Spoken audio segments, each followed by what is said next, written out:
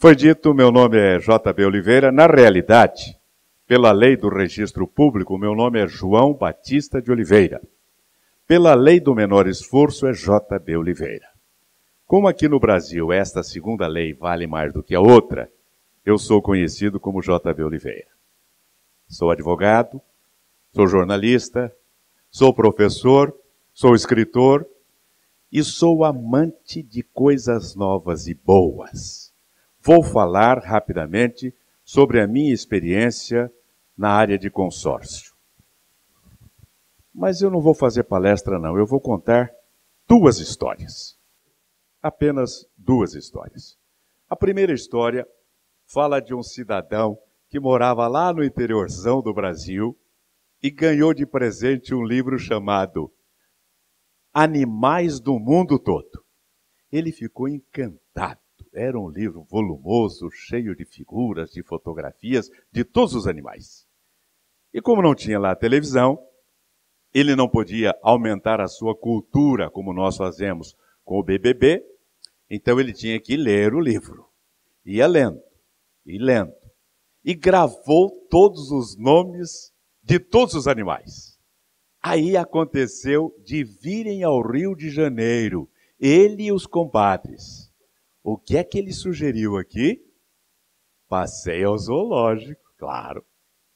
E lá ele ia na frente dizendo os animais todos. É a zebra, é ema, este aqui é tigre, é leão. Ia falando um por um. De repente, chegou diante de um animal grande, pesado, encoraçado, parecendo caveirão. E aí perguntaram, compadre, o que é aquele animal? Era um rinoceronte. E aí ele fechou os olhos mentalmente e folheou o livro todinho, de capa a capa, não encontrou. E eles perguntando, compadre, o que é isso? Aí disse, olha, vamos para frente que esse animal aí não existe. O que eu quero dizer é que na mente de muitas pessoas, especialmente em algumas que estão exercendo cargos públicos, aquilo que é novidade não existe. Ou se existe, é ruim. Infelizmente, esta é a verdade.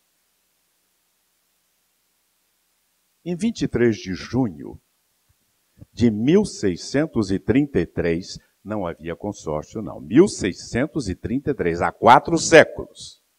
Em Roma, na Itália, deu-se o julgamento de um homem chamado Galileu Galilei, perante o tribunal da Inquisição, porque ele havia dito que a Terra não era o centro do universo.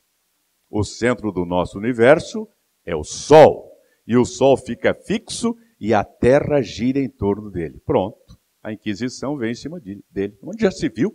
O centro do universo é a Terra. E a Terra não gira, é o Sol que gira em torno da Terra. Ele só não foi queimado porque assinou uma declaração conformando-se com as ideias que tinham naquela época. Eu estou falando de coisa que aconteceu há 4 séculos. Mais para cá, outras coisas têm acontecido. Meu filho Ricardo está internado no hospital lá em São Paulo, Hospital São Camilo. Teve um problema de coluna. Tem que fazer um tratamento chamado radiloscopia e não sei das quantas. Faz uma semana que ele está internado, desde sexta-feira passada. Não pode fazer, porque a Sul-América não autoriza, e não autoriza porque na relação, nos códigos da ANS, não existe isso. Então está lá ele, imobilizado há uma semana. Ora, se ele está sentindo isso, se ele está sofrendo isso, se ele precisa disso, existe. Mas está fazendo como o compadre. Não está na relação da ANS, não existe. Isto tem até um fundamento jurídico. Eu tenho aqui colegas advogados.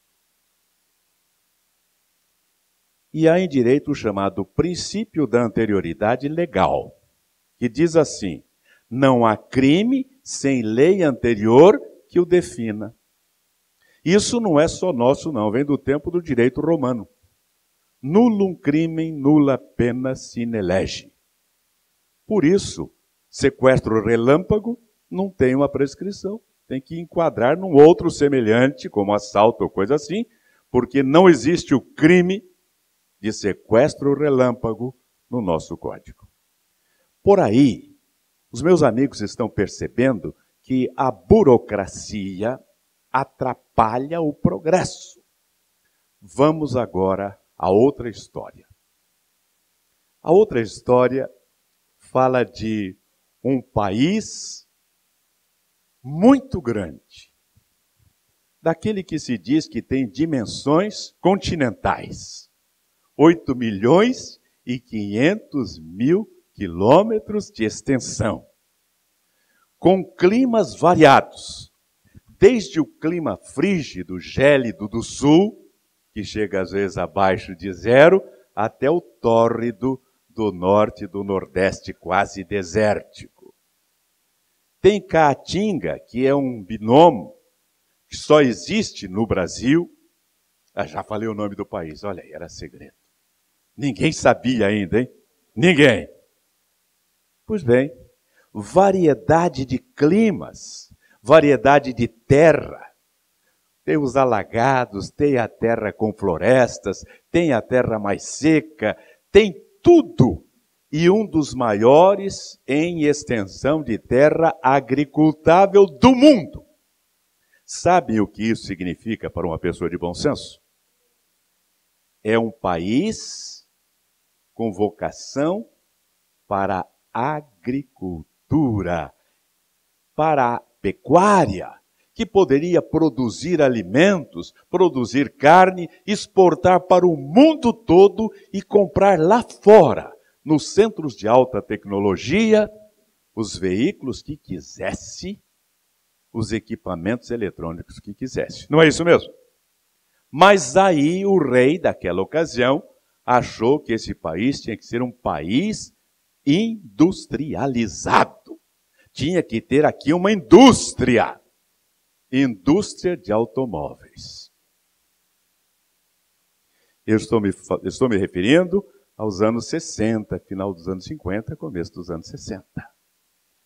Ora, a indústria automobilística é uma indústria da chamada indústria de escala.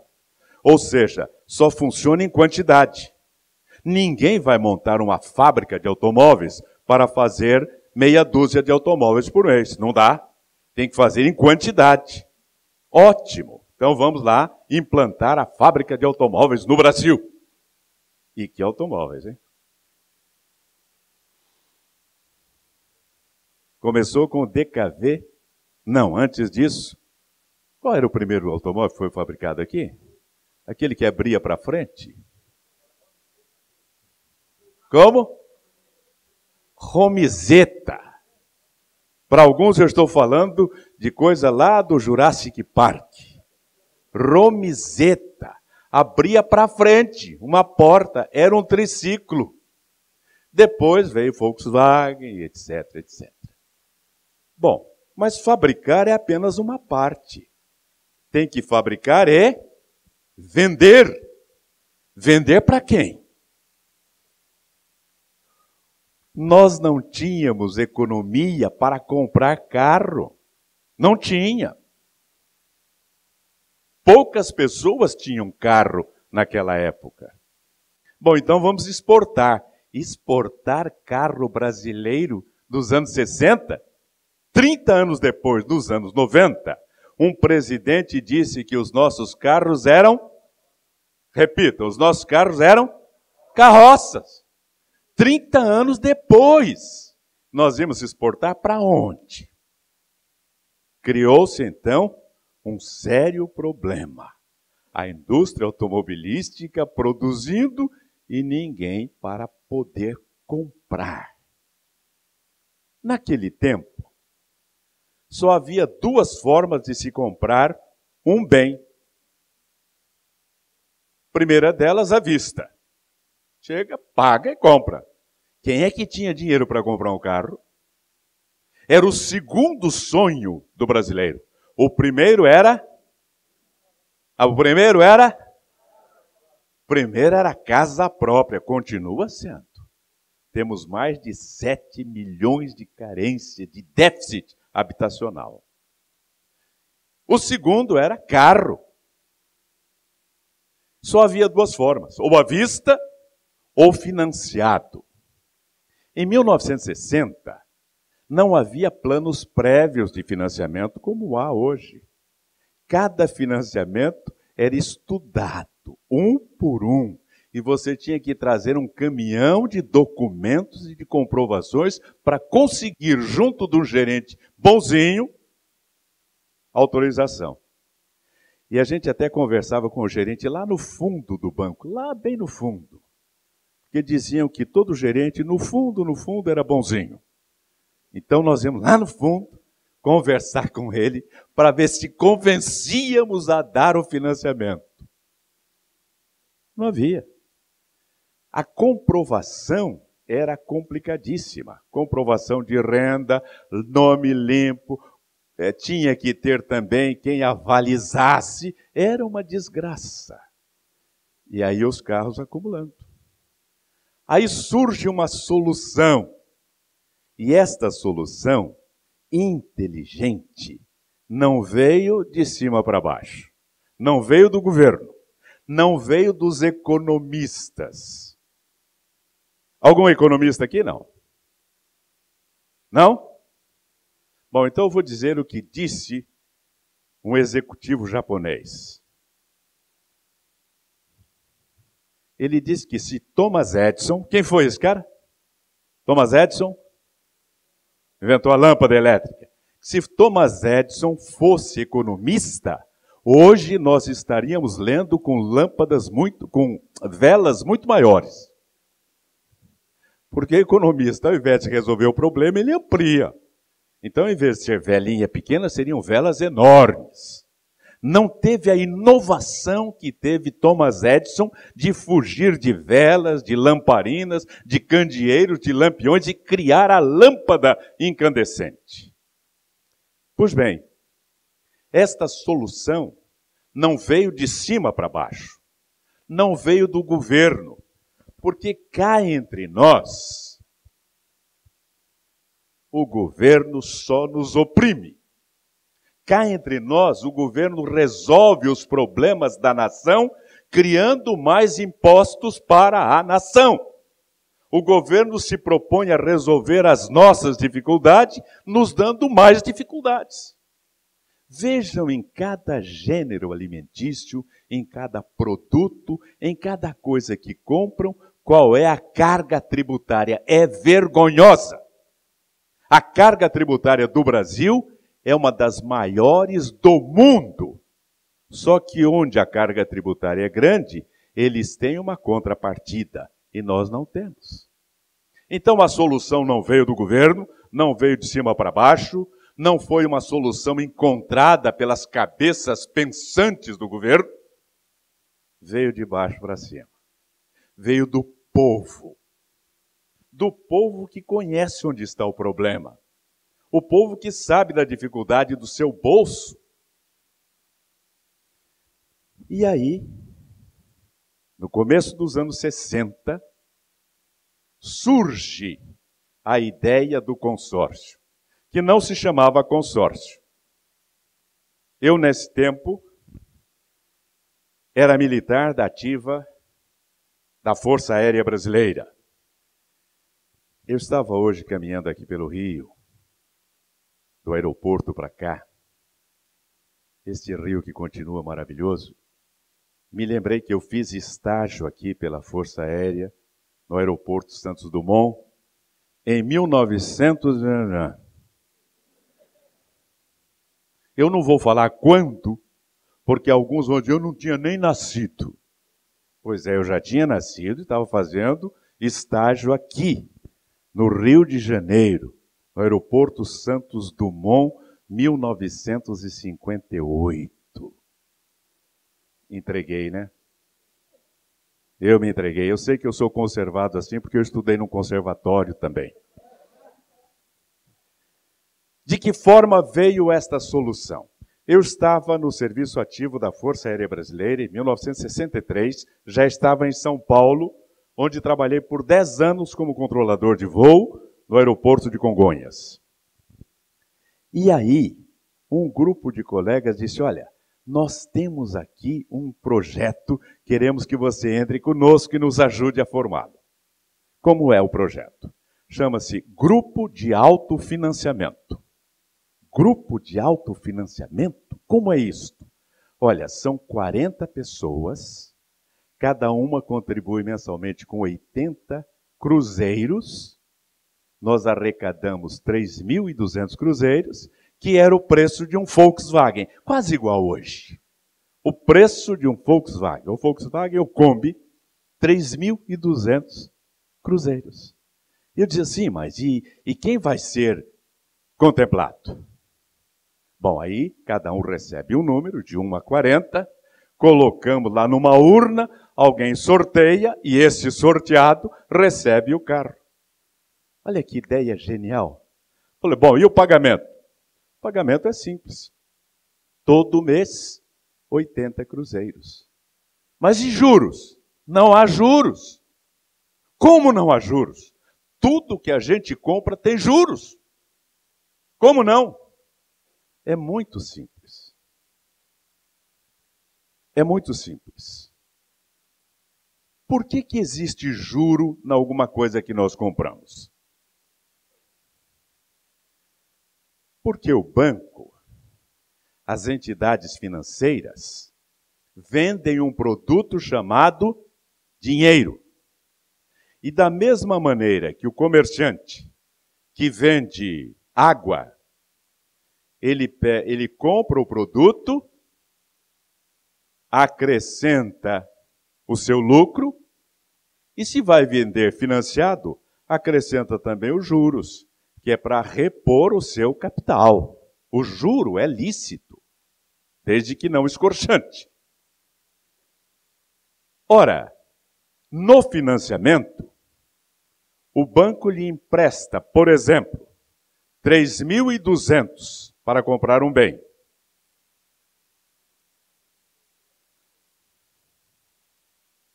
Ele liga daqui a pouco, sim, fique tranquilo.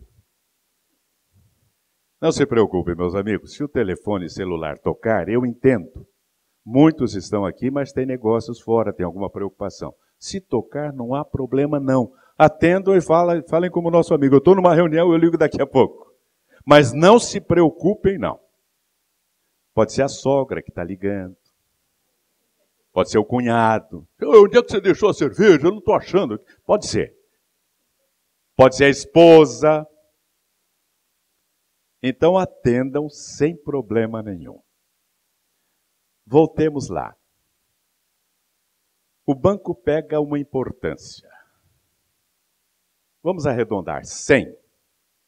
E aí ele entrega para você e você vai pagar em 20 parcelas de 5 sem nenhum juro. É isso? Claro que não. E o lucro do banco?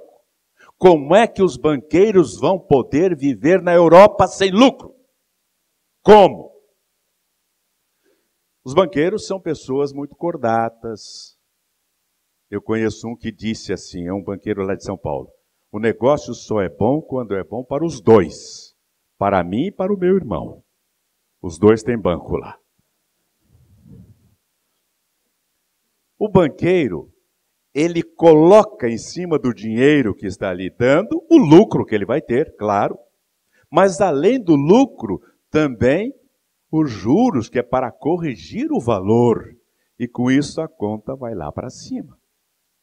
Mas no consórcio não acontece isto, porque no consórcio não está havendo uma aplicação financeira. Pelo contrário, é uma reunião em que cada um contribui com um pouco, formando uma corrente, cada um contribuindo com um pouco, e forma aqui um montante suficiente para a compra do bem. E aí você vai lá, compra, paga à vista. Vai ter juros? Não, quitou a dívida. E estes aqui, que colocaram o dinheiro, eles querem juros? Não, eles querem o mesmo bem aqui. Então, no primeiro mês sai esse, no outro esse, no outro esse, no outro esse. No fim de um tempo, todos eles foram contemplados. É melhor ali em cima? Tá bom. Então vamos promover. Olha, ele que quis colocar mais para cima, hein? Não é mais para cima, mas não é mais caro, é o mesmo preço. Obrigado. No fim de algum tempo, todos tiveram o seu bem sem pagar juros e sem correção monetária. Isto que eu expliquei aqui de maneira tão simples não entrava na cabeça das pessoas. E nos tribunais, os juízes davam umas sentenças esdrúxulas, malucas, que não entendiam isso. Então eu escrevi, durante muito tempo, uma coluna em um jornal chamado Tribuna da Magistratura, do Tribunal de Justiça de São Paulo, explicando isto aqui. Só aí que eles foram entender por que é que em consórcio não há juros. Aqui, nós estamos tornando realidade uma frase da sabedoria popular que diz: a união faz a força. Eu sozinho não posso. Eu não posso pegar o dinheiro daqui de fora porque eu não aguento. Mas se eu juntar com outros que são pequenos como eu e que podem dar essa importância, está resolvido o problema. Só que eles não acreditavam nisso. Da mesma maneira que o compadre lá que disse que aquele animal não existia porque ele nunca tinha visto no livro, aqueles que eram responsáveis pela área de financiamento também diziam que não existia. E nós sofremos muita perseguição. Muita. Os vendedores de consórcio, os administradores de consórcio, eram chamados de picaretas. E por muito tempo a coisa caminhou nessa dificuldade. Nesta época, eu estou falando então de 62, 63, 64, foram formando grupos, porque a ideia funcionou. E então, em várias partes do Brasil, formaram-se grupos. Nós tivemos na Força Aérea vários grupos. Banco do Brasil teve grupos, Banco do Estado teve grupos, Caixa Econômica, empresas. E aí mesmo pessoas que tinham um escritório, que durante o dia, o mês todo, era um escritório de contabilidade ou de advocacia, uma vez por mês, reunia-se à noite um consórcio. E a coisa funcionou de tal maneira que a indústria automobilística pôde se fixar aqui e expandir. Porque senão não havia como. Cada grupo de consórcio que formava, nesta época não havia uma fixação de grupo, de quantidade de pessoas. O nosso grupo, como vimos, tinha 40. Cada grupo que formava eram 40 carros que ao longo do tempo seriam vendidos. 10 grupos seriam 400 carros. 100 grupos, 4.000 carros. Esta é uma realidade que só quem pensa um pouquinho na matemática consegue entender. É a progressividade, vai crescendo, vai se expandindo. Até 1967, não havia qualquer intromissão do governo. Quando alguém queria constituir um grupo, reunia as pessoas, fazia um regulamento, cada um fazia o seu regulamento, estabelecia as obrigações, os compromissos, os que aderiam assinavam e começava a funcionar, e funcionava muito bem. Até que em 1967 veio a primeira intromissão do governo. Foi uma norma estabelecendo que a partir dali, para constituir grupo de consórcio, era necessário que fosse uma empresa. Então tinha que criar uma empresa para administrar consórcio. Como eu lhes disse, eu estava no serviço ativo da Força Aérea Brasileira. E eu tinha que decidir. Ou eu me afastava da Força Aérea e constituía uma empresa para consórcio, ou eu tinha que abandonar a atividade de consórcio e ficar na Força Aérea. Eu resolvi ficar na Força Aérea. Com isto, me afastei por um período. Quando eu voltei em 1978, já não estava no serviço ativo da FAB, eu encontrei o sistema de consórcio numa expansão extraordinária, cobrindo o Brasil de ponta a ponta e fazendo não só consórcio de automóveis, mas também de caminhões, de tratores, de móveis, de conjuntos de eletroeletrônicos e começava os imóveis. Eu estou falando de 78. Então já havia uma lei, porque em 1971 surgiu a Lei 5765, de dezembro de 1971, estabelecendo as primeiras normas e regras para consórcio. Esta lei está em vigência até hoje, com alterações, mas continua sendo a lei básica do sistema de consórcio. A essa altura, nós tínhamos a nossa associação, Associação Brasileira dos Administradores de Consórcio, ABAC. E constituímos também a AIACO, Associação Internacional dos Administradores de Consórcio, porque a experiência do Brasil, vitoriosa, foi adotada por outros países. Argentina, Uruguai, Chile, Venezuela, Colômbia, México, e nós passamos a ter, então, a Associação Internacional dos Administradores de Consórcio. E em um congresso em Bogotá, na Colômbia, com a presença do ministro, lá eles chamavam ministro de Economia e Finanças, eu tive a ocasião de dar o meu testemunho e dizer: senhor ministro, se a indústria automobilística conseguiu se fixar e expandir no Brasil, foi graças ao consórcio. E se temos hoje uma grande quantidade de brasileiros que têm o seu carro próprio, devemos ao consórcio. O consórcio é um impulsionador da indústria, mas é também uma forma de enriquecimento das pessoas. Uma situação é a de quem não tem o carro, outra é de quem tem o carro.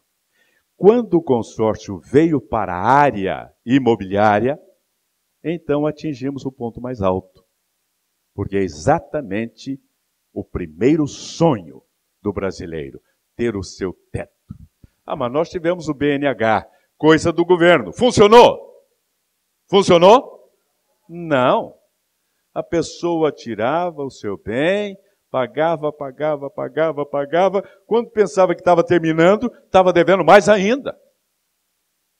Os financiamentos por empresas, por instituições, são uma inversão de uma propaganda comercial. A propaganda diz: compre um e leve dois. Pelo financiamento, compre 4 e leve um só. Porque os juros acabam, a correção monetária acaba com a economia. É verdade? É verdade. Mas aí, quando as autoridades começaram a entender que a coisa era séria, funcionava, dava resultado, eles entraram no mercado. E quando o banco entrou no mercado de consórcio, quando as montadoras entraram no mercado de consórcio, nós, os pequenos, que tínhamos fundado, que tínhamos criado o sistema, que tínhamos imaginado como funcionava, fomos colocados de lado. Não existe hoje um só consórcio pequeno. Não existe. Todos aqueles que sobreviveram ou cresceram se aliando uns aos outros ou foram por água abaixo. E os consórcios agora são os consórcios de fábrica, de montadora e de banco, principalmente. E agindo de maneira desleal muitas vezes. Porque você vai obter um empréstimo e diz, olha, eu posso dar empréstimo, mas sabe o que é? Eu tenho uma cota aqui de consórcio para cobrir. Se você fizer a cota de consórcio, eu dou o empréstimo. Ou manter o cheque especial, ou aumentar o limite. Enquanto que nós não. Nós íamos às pessoas, explicávamos o sistema e vendíamos com honestidade. Agora, nós estamos diante de uma coisa semelhante. Porque alguém preocupado com esse problema da escassez habitacional, com esse déficit que cresce dia a dia, se está hoje na ordem de 7 milhões, a projeção é que para o ano 2020 chegue a 27 milhões de pessoas sem possibilidade de ter a sua casa. E se era difícil lá atrás, está muito mais difícil hoje.